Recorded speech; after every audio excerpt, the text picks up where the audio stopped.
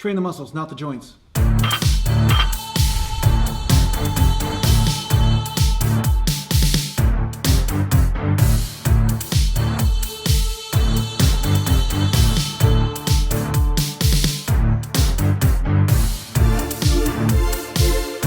Welcome back to Natural Glam Bodybuilding, and I'm going to talk to you a little bit about warm-ups today because somebody in the live stream the other night asked me about how many warm-up exercises or sets should they do before they start to do their work sets.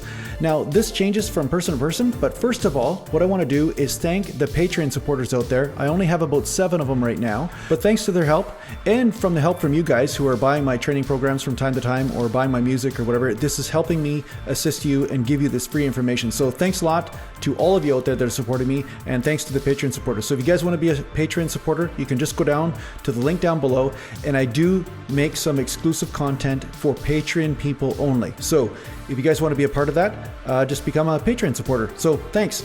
Now let's talk about warm-ups. There are a few things that you have to consider and a few things that I consider every time I warm up for an exercise. And one of the major things you have to consider is how many joints are involved in the exercise, because an isolation movement is much different than a compound movement. And also, this is the other factor, how much balancing or stabilization is needed in that movement. Because the more stabilizers that you're using and the more joints that are involved and the more unstable the exercise is, the more warm-ups you should do to make sure you're preparing the body for the movement pattern, along with making sure all those little areas are all functioning properly and firing at the same time before you start moving into heavier weight. So this is why you see me do 4, 5, 6 sets of warm-ups before I actually get to my work weight in squats. Whereas when I'm doing bicep curls, I might only do 1 warm-up or 2 warm-ups, and then that's it. I'm into my work weight because it's a lot easier to warm up the area. Now, another thing you have to consider is that different joints will have more susceptibility than other joints for injury.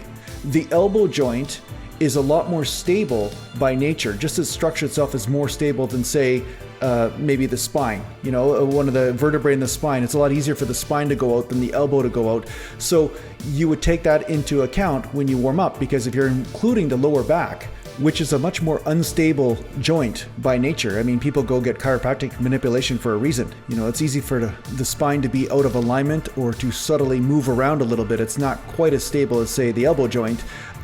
It makes a lot more sense to warm up the muscles around that joint, because the muscles have to do a lot more work to make sure that spine stays in alignment. So what I'm going to do right now is oversimplify the heck out of what I'm saying. Okay, I'm just going to simplify it, just oversimplify it. I mean, there's exceptions to every single rule, but I'm going to oversimplify this because somebody in the comments said, "Hey Jason, you're just so wishy-washy, you're not specific about what it is you're saying."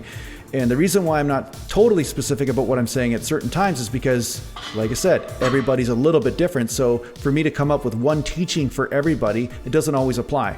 So take what I'm saying with a grain of salt.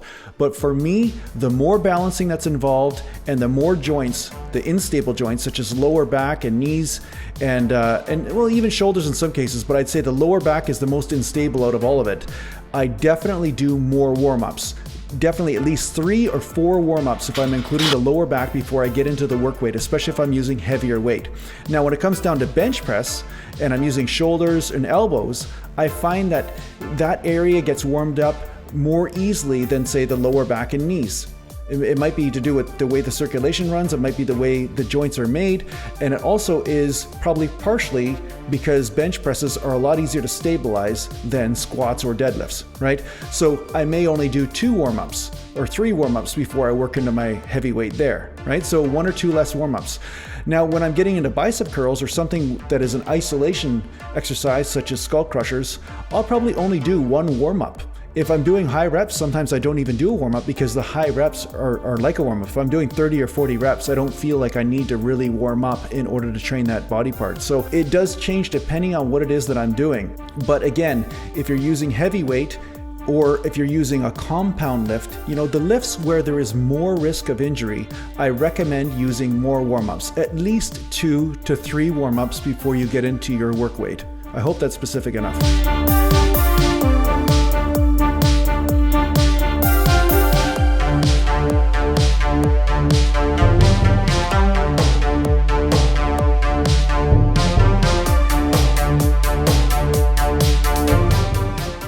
As you can see, I warmed up quite well. And then I did my sets of squats with 4 plates there.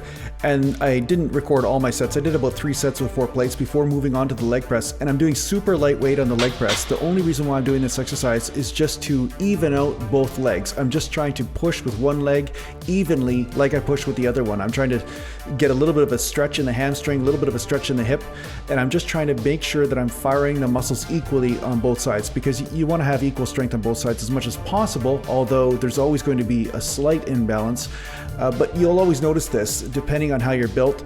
But I find that sometimes my right leg will push differently than my left. So sometimes doing something where I'm locked in, like the leg press, and doing one-legged movements like this really helps me isolate the muscle and really assists me with balancing everything out, making sure it's all firing the same. I guess you could say it's a combination of rehabilitation along with warming down and stretching. So it's this triple threat combo, the triple threat combo of training. There you go. Yeah, that's what I'm going to call it, triple threat combo.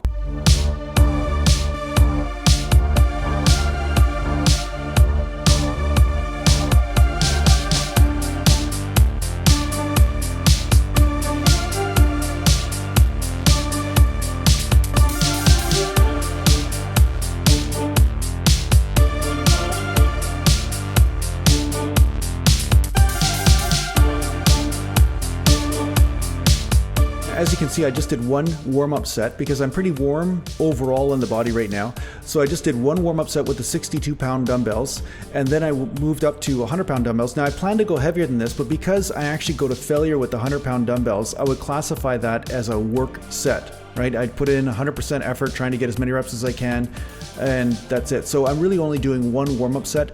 I'd recommend to do 2 or 3 warm-up sets when it comes down the chest, depending on what's going on in your body. And usually I do 2 sets, but because I'm staying a little bit lighter today, I'm not feeling guided to have to do quite as many warm-ups, right? So it's also based on the history of my workout too, right? When I've already done a lot of leg work, that means that my overall body temperature is up, and that is part of what warm up means, right? So my body's pretty warm, so I didn't feel guided to do more than one warm up set on the dumbbell presses.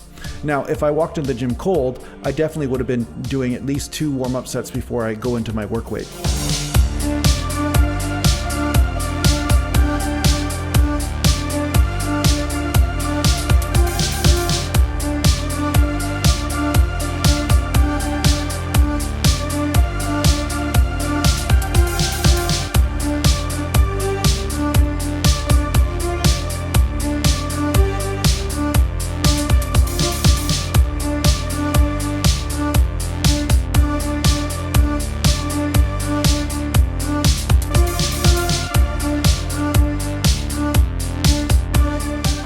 So it's just one of my 2 workouts that I have in a day. I'm gonna go home, have something to eat, take a rest for a bit, and then I'll do a couple small body parts, maybe a little bit of arms, a little bit of shoulders, or something like that in my gym at home.